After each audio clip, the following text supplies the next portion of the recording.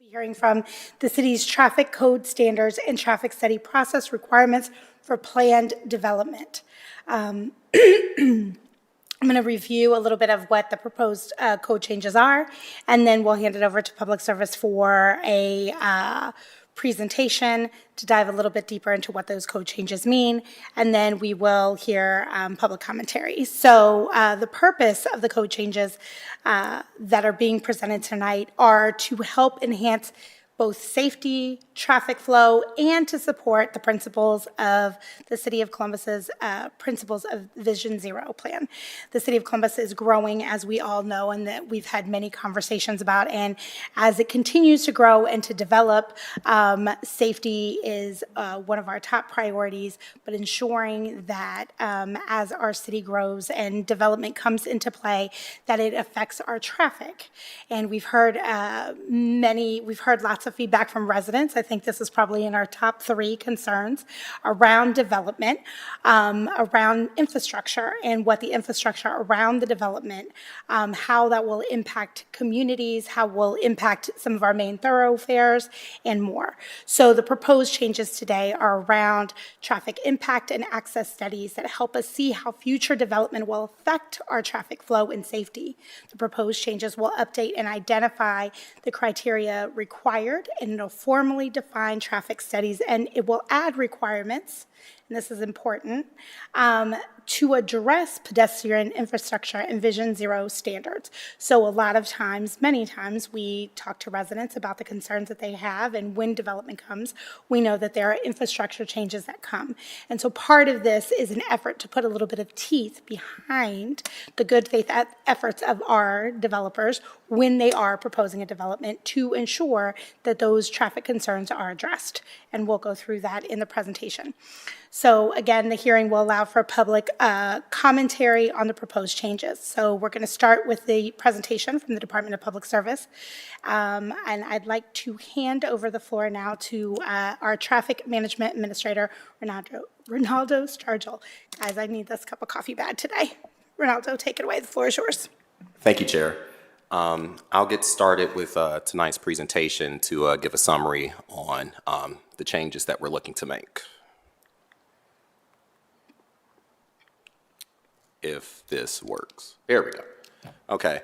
So as far as our development process, we really took a close look at our process in 2022 to look internally, how can we make things better for those developers and constituents that are utilizing the process. So the first step was to enter into what we call a Kaizen process. And this is a process where you get a multidisciplinary group to really take a deep dive in an operation and look and identify for issues and problems with the current process, while also trying to identify issues or solutions to solve those issues moving forward.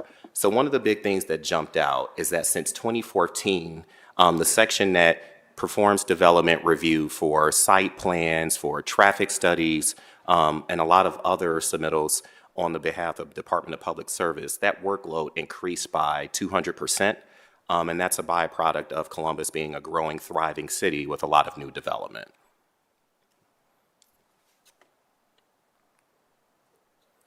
And advancing to the next slide.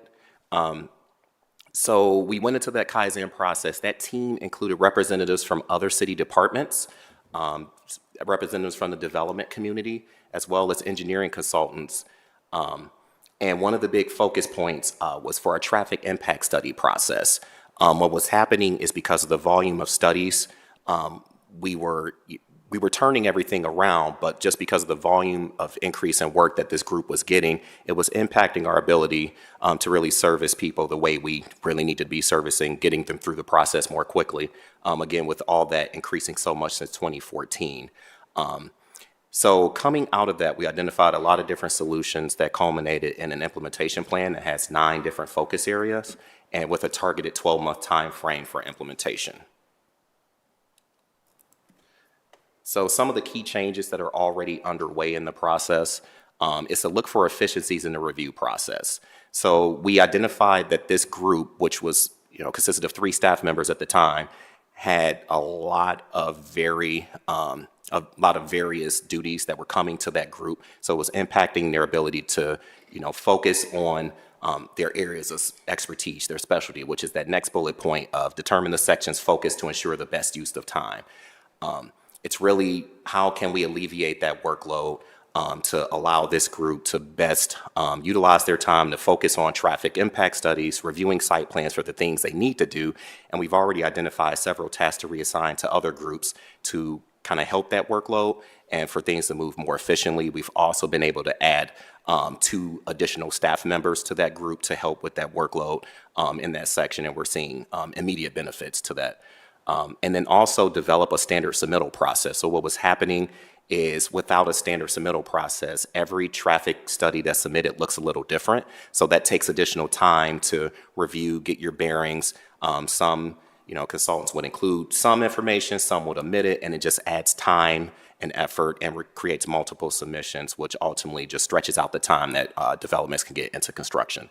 So one thing to help that is we've already established a traffic study form, a standard form that consultants will fill out when initiating a traffic study. And then we've also established a new email address, a new group email address, so that they're not submitting directly to the engineers in this group, but it's going to a common email address that's monitored by everyone, and we can get a much quicker response back to those that are submitting. And I want to ask a question here just along the way. I think I'll ask questions instead of saving them towards the end, just because I know that this is a pretty meaty presentation. But so for the submittal process, or to submit a request for a traffic study, can you just talk for just a second about what starts the process of a traffic study, just for folks who may be tuning in? Absolutely. So when a proposed development is coming about, there's a couple of different ways it can be initiated. The city's Department of Building and Zoning Services hosts a preliminary site compliance review process to where an applicant that wants to initiate a development, they can submit a high-level idea of what they want to do, and then various city departments will look at it, and from traffic management standpoint, that's the point when we would say, okay, based on what you're looking to do, this is something that's going to require a traffic study. Please, let's meet, discuss to go over the parameters of what we would like you to study, and plus for us to get a better idea of what's being proposed. Sometimes developers, before entering that process, they'll reach out just as part of their due diligence process and initiate a conversation with our development review team to sit down and talk about it, and we may let them know then. So once we become aware of the project, we know about what's being proposed, what's being developed, that's when we'll let them know, hey, a traffic study is required, and then we'll start to talk through the specifics of what should go into that study. And I know that many times a traffic study request is put in by, let's say, an area commission, right, or residents, because there's been specific traffic concerns that are happening that maybe sans a development, or that development is coming to the area, so they've asked for that. How would this affect that process? So that's an independent process. So if there's a resident has a concern about a given intersection outside of this process, they're always welcome, and we encourage them to submit a 311, and that will be reviewed by another team within our Division of Traffic Management, and they will pull the necessary information, whether it be looking at crash history in the area, looking at what the traffic volumes are, how are pedestrians using the area, and they'll perform that study independent of this process. So while there is coordination, if a development is being brought forward and we want to study it and we already have background information of, okay, there's already concerns at this intersection, we make sure to coordinate that with the consulting engineer to make sure that those concerns are either baked into that study or so that the two can coordinate so we can get the best possible solution. So essentially, the process for what could initiate a study, there's two different avenues. Correct. But then the process after, which is in these proposed changes, would remain the same. As far as development, yes, correct. Yes. As far as development review studies, Great. yep. Okay, continue. All right, some of the other key recommendations that came out of the Kaizen process is a need to update the traffic standards code. So the traffic standards code was originally written almost 30 years ago. And so it's really, one of the recommendations was to take a step back and reassess when the various different types of studies are needed and required. A lot of things have changed over the last 30 years. We are more conscious of pedestrian safety and providing other modes of transportation that maybe didn't exist 30 years ago. And then also one of the key things is establish a better procedure for, to settle differences and, again, get through that process more quickly for the development community. So some of the key code changes, again, reassessing when impact studies or access studies are needed.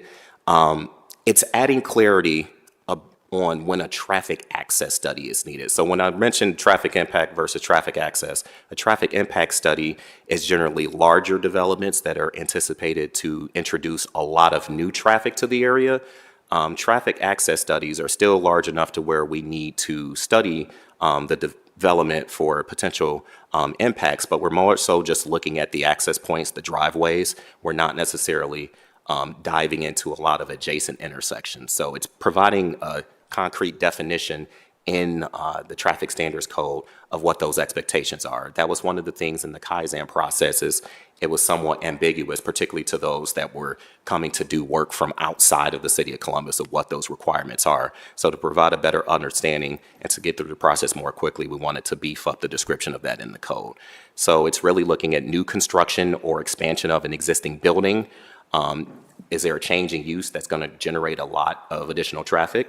Is the development on the Columbus Multimodal Thoroughfare Plan, which is going to consist of our higher use vehicular routes throughout the city, the high crash prioritization list, which is being developed now, or the Vision Zero Columbus High Injury Network. So these are going to be lists to where there are known crash patterns and crash issues. So those are going to be areas where if there's a new development coming, we definitely want to take another look to make sure, is there anything that can be done to, prevent those crash issues from becoming worse, or maybe alleviate, or anticipate an issue that's going to come with that development. And then also if the development is on another major roadway that happens to not be in a thoroughfare plan, or it's close to an existing intersection. So we're adding that text. We're proposing to add that text to the traffic standards code.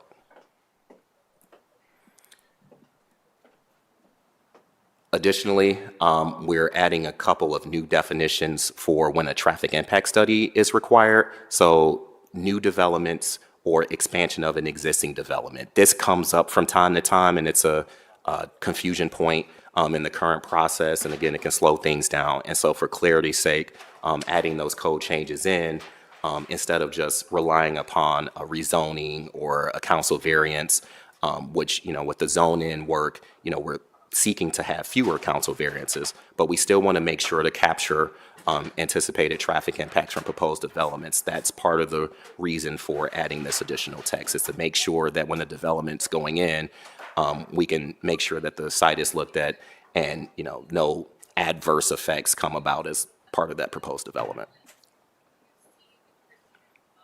Another significant addition to the code would be requirements for pedestrian infrastructure.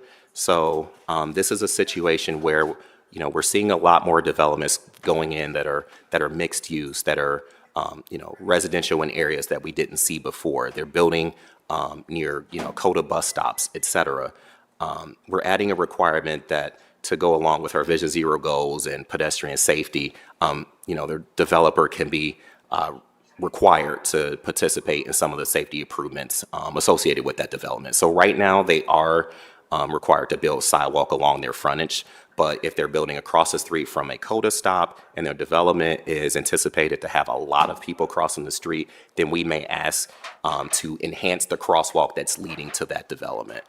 So a lot of it is, again, focused on pedestrian safety, trying to minimize the chance of a crash, and just ensures that once the development opens, the community can use it safely without worry of issues worsening.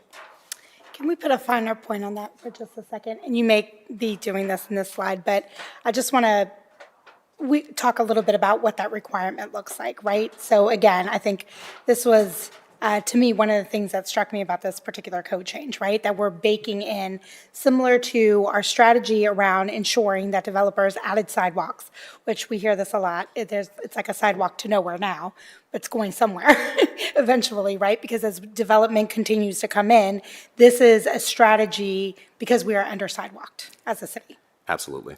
And so these safety measures that we're putting in here, the enhanced crosswalks or other things that folks need to address, developers need to address when we have a development coming in, can you talk just I want to put a fine point on that. So as folks, because I think this is something that we talk about a lot, and we before were putting in assurances that some of these safety measures were come in, but because of this code change, that is further adding an assurance that that will come with the development. Can you talk just a little bit Yes. more about that? Yeah, absolutely. So when the Traffic Standards Code was written 30 years ago, a lot of the tools that we have available for pedestrian safety were things that didn't exist or things that were not commonly constructed with projects. So when we're looking at crosswalks today, for example, we may ask for curb extensions to be constructed to shorten the crossing distance that a pedestrian has to walk across the street. That's not something that was commonly seen in 1997 when the code was initially written.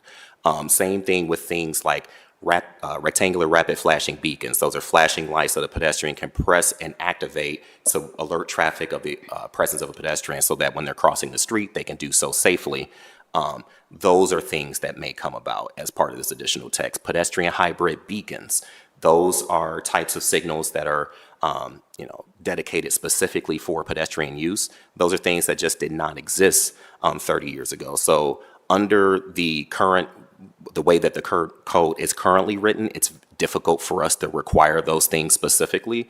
Well, now this will help and assist our ability to be able to get those types of things implemented. It may be things like a median or a refuge island in the middle of the roadway. So, if a pedestrian is crossing the street, it gives a place for either additional signage, for them to take a break to look for a gap in traffic. It all depends on the location, but it's all really centered around creating a safe crossing condition for people that may be accessing a bus stop, that may be accessing the retail that's in the new development that's being proposed, to make them as visible as possible so they can cross the street safely. Great. Thank you. So some of the other steps that we'll be taking related to this, we are updating our engineering manuals to provide guidance on these new code changes. So it'll really dive in and lay out the steps for an engineer that's completing a traffic study. What are the expectations? That was another thing identified in the Kaizen process as an area of potential improvement, particularly those that may not do business with the city very often. We'll make these documents available on the City of Columbus website when this goes into effect. And then we're also anticipating an informational session on January 19th to go through some of the larger changes and share that with the development industry. So we'll be sending out information and finalizing a time for that once the code changes are passed, so we can make sure to disseminate that information accordingly. And with that, that's all I have for the presentation, and I'll hand it back over to you, Chair. Awesome. Thank you so much for going through that. I just want to, again, stress the importance of, as we think about safety in the city of Columbus, our Vision Zero, we have had conversations about Link Us and bringing Link Us on. We've talked about building up infrastructure along those corridors with Link Us. I think that as we learn more and we start to get smarter, right, and think about the different strategies and tools that we have, and using zoning, right, as another strategy or some of our code changes to bring in to kind of backfill some of those infrastructure that either didn't exist or we could not have conceived it when these codes were put into place, or understanding that we have a deficit as a city. And so this is another way for us to help to fill that deficit, when it comes to sidewalks, or when it comes to including these safety measures around development and the infrastructure that we're building up around as the city continues to grow, is just an important note that I want to ensure that folks take away from this, especially this public hearing. And I want to thank the department and thank you for thinking through this and thinking about how do we use some of the structures and systems that we have in place to create some of the change and meet some of the goals that we have to ensure, again, the safety of our residents. And so my other question is, and I know that you talked about some of the outreach in terms of the development community, but can you talk a little bit about outreach to residents, outreach to, in particular, area commissions who often hear are kind of our first line in terms of community members that are hearing about development and changes that are coming to their neighborhoods? So as far as outreach that's already been done, when we were going through the Kaizen process, again, we made sure to include members from the community to have that input from the development community. As far as engineering consultants and developers, we've presented to the Building Services Review Commission, which really represents the building industry as a whole, and shared on multiple occasions. I've gone and given presentations on, some of the upcoming changes and how we're, proceeding through the Kaizen process and getting through that process.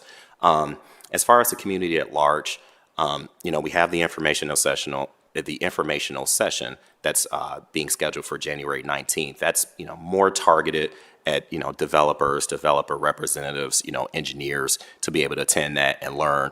As far as the community at large, we have created an FAQ sheet that, we can certainly make sure gets out and distributed as needed to our different community members. But, members of the development review team, they visit and go to the Board of Zoning Adjustments hearings. They go to the Development Commission hearings. So a lot of that information over time will just be disseminated as a consequence of us reviewing everything and sharing and giving input.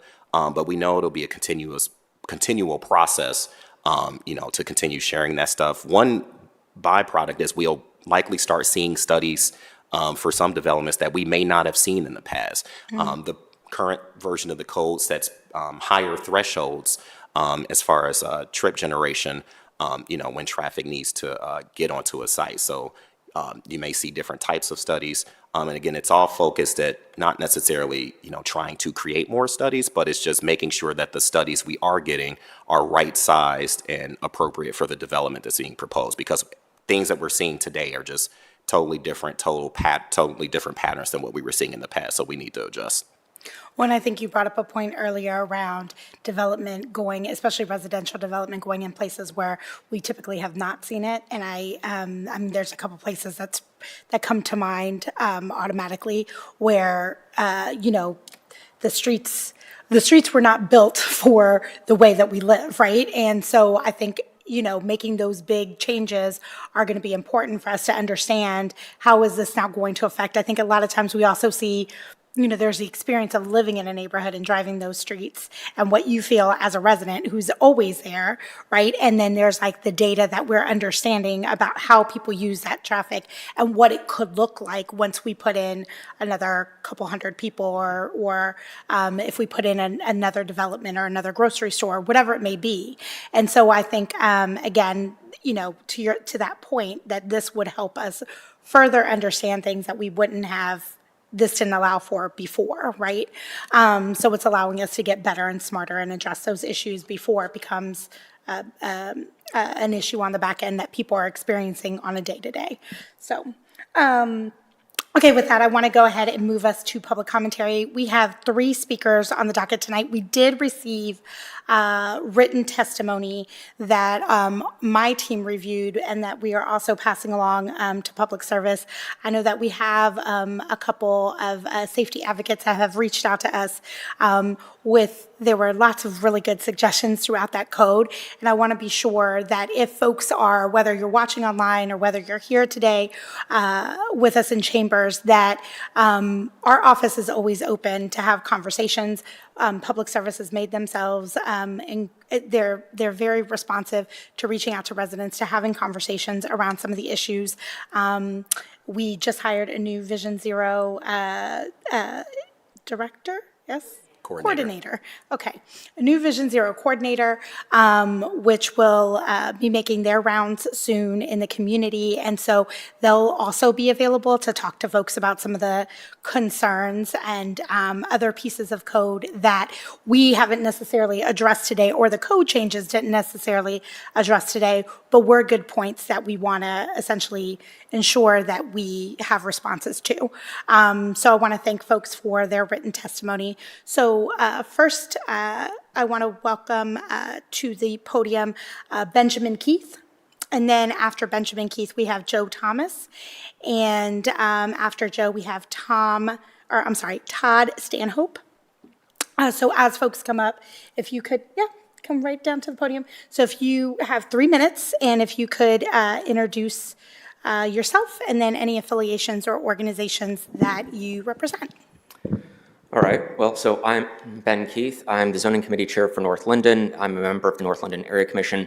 Tonight, I am mostly testifying just as myself as a resident of Columbus. And I would like to raise two concerns about the proposed policy and one concern about communications regarding this policy change. Specifically on communications, I was surprised to hear that there's an FAQ handout. I'm the zoning committee chair, I'm an area commissioner, and the first that I've heard about these proposed changes was the city council email announcing this hearing. I haven't received any outreach at all from public service. But on to the proposed changes. In section 4309.03, the definition of satisfactory level of service as written would specify a minimum level of service for the intersection changes, meaning that an intersection must be able to handle a set number of vehicles per hour without regard to how many vehicles are actually expected to use that intersection. This would result in developers and the city being forced to overbuild new intersections at significant cost, and that's not right. Rather than specifying a minimum level of service, this code should specify a level of service proportional to the amount of traffic expected as a result of the development. And then my second concern has to do with how I got here tonight. I rode my bike to get here because it's faster than the bus, it's cheaper than owning a car, but so few new developments actually recognize this reality. And Columbus is planning to update its bike route planning as part of the Bike Plus initiative and as part of Vision Zero, but I don't see any reflection of that in this legislation. Because in the new section 4309.08, there are development requirements for non-motorized modes. And when I hear that, I think about walking, but I also think about rental scooters, bikes, mobility scooters, wheelchairs, strollers, rollerblades, skateboards, all of those things. The non-motorized modes section in these proposed changes only talks about pedestrians. And it's good that we're adding specific development requirements to connect to pedestrian infrastructure and improve it, but we should also add requirements to connect to nearby non-pedestrian, non-car infrastructure. And I mean things like bike lanes and shared use paths and our excellent Central Ohio Greenways trails. There's an easy fix for the non-motorized section. It's just to split it up so that the revised traffic standards code has parallel requirement sections for motorized vehicles, pedestrians, and non-motorized vehicles. And that will ensure that Columbus is prepared for future shifts in transit mode share, and that Columbus's traffic study code is prepared for the completion of the Bike Plus plan next year. And that's all that I have to say. Thank you for your time. Don't go anywhere. Thank you for those questions. And thank you also because I'm glad that you brought up bikes because I actually had a question around cycles that, around bike lanes that I lost in my notes. I want to go ahead and turn it back over to public service. I also want to make sure that we introduce our transportation planning engineer, tongue twisters today, Dan Blechschmidt. Did I say it correctly? Oh, so close. You were giving me a that's satisfactory, and it wasn't. But I want to hand it over to our team to address some of the concerns and to also talk a little bit about, again, we talk a lot about sidewalks, but how do bike lanes play into this? What is our thought around that? And then some of the other things that Mr. Keith. Sure, and we appreciate that input on the bicycle infrastructure as well. That is not something that we are ignoring as part of the development plan review. However, most of the time when we do have infrastructure projects with particularly if you have bike lanes or shared use paths, usually those are more linear improvements. And under the current code, there's a fee in lieu of set up for bikeway improvements. Now that has pluses and minuses under the current code, but there's difficulty with implementing a bike lane that would be all on one property.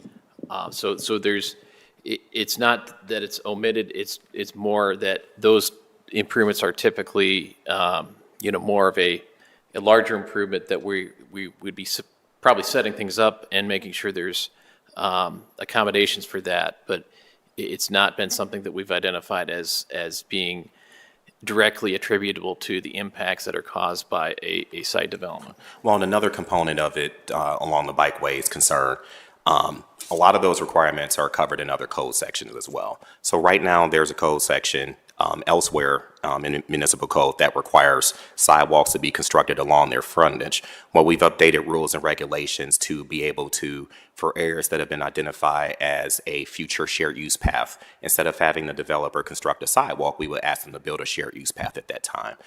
So you mentioned the Bike Plus plan.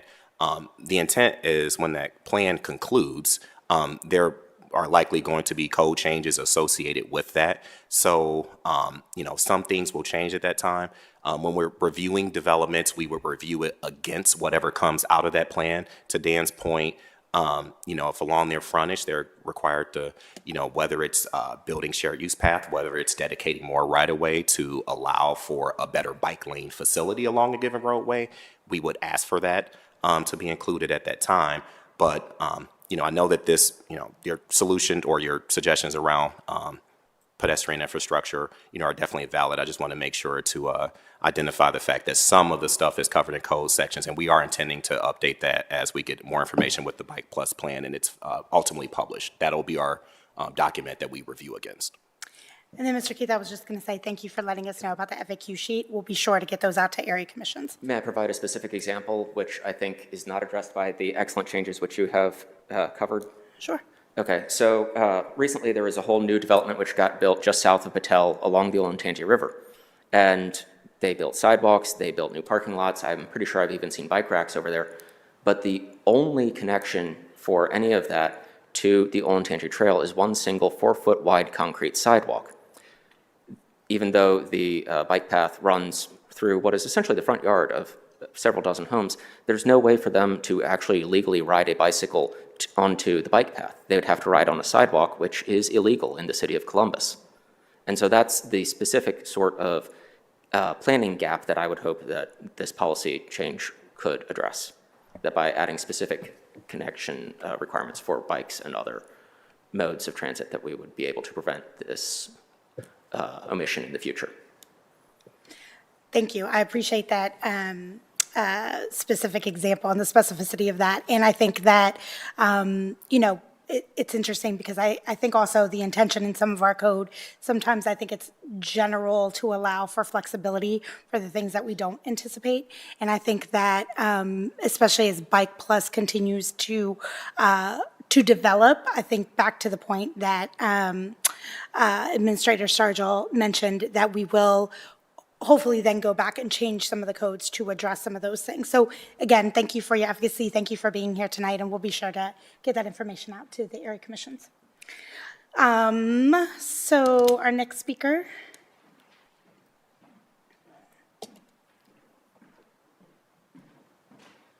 Hi, Ms. Thomas, welcome. Good evening, Joe Thomas, Metro Development, a local developer in City of Columbus. First, I'd like to thank Director Gallagher, Deputy Director Kelly Skoka, Administrator Ronaldo, and Dan Blakeschmidt for allowing me to be a part of the traffic standard code changes. It was great to be part of such a great team of collaborators on this process, from Director Gallagher to Kelly to Ronaldo and Dan, as well as the consultants from Re-Engineer, traffic engineers Todd Stanhope and Larry Creed. This process started back with a great outreach from the to the development community in the form of a survey and interview process in the spring of 2022. Then it worked into a 3-day Kaizen session in late August of 2022. All of this was through a great effort from the accomplishments of the traffic group to create these traffic standards that will help streamline the process and ultimately move to starting some great developments around the city of Columbus. And again, just appreciate everybody's time and effort on this new traffic standard code. Thank you.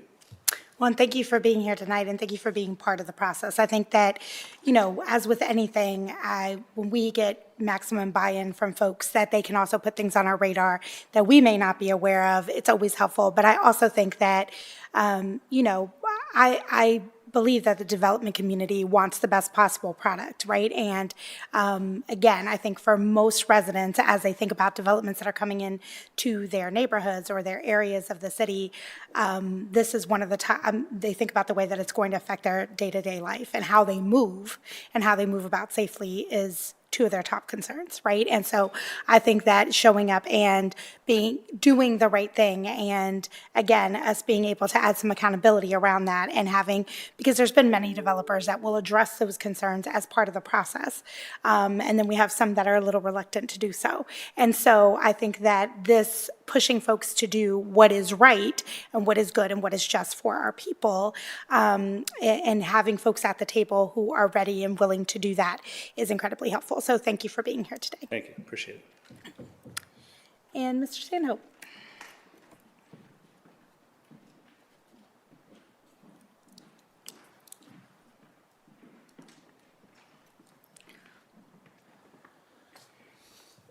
Yes, I'm Todd Stanhope. I'm a registered professional engineer in Ohio and a certified traffic operations engineer, and obviously a member of the consultant community. And I too appreciate that the city reached out to us to be part of the Kaizen process, and appreciative of being in a room with Director Gallagher and Deputy Director Stacco and Ronaldo and Dan. And, you know, because we do a certain piece of the traffic studies, but in that room, it's sort of a collaboration of, you know, everything they've seen, being able to transfer information, like to maybe studies, things that happened on other studies that we didn't see personally. So I thought that was valuable professionally. But, you know, I still, when I started my career, I've been doing this, preparing impact studies for about 28 years. I still have the paper copy from the office of the old standards code. And I was, you know, as I was preparing for this, just thinking for all the things that have changed and the tools that have changed. But really, there's been an emphasis on, you know, utilizing the streets for multiple modes of transportation. And when I started my career, that wasn't as much of an emphasis in college. And when I started, and then it started to ramp up. So obviously a code that's 28 years old or so would need to be updated to include a lot of the tools that are available in the toolbox. I also, you know, Joe is a developer that does business in the city, and we do a lot of business with the city, so we know the expectations. But I kind of appreciate the documentation and the clarity, because sometimes we get calls, people doing due diligence that haven't even talked to the city, and they say, you know, what do we do?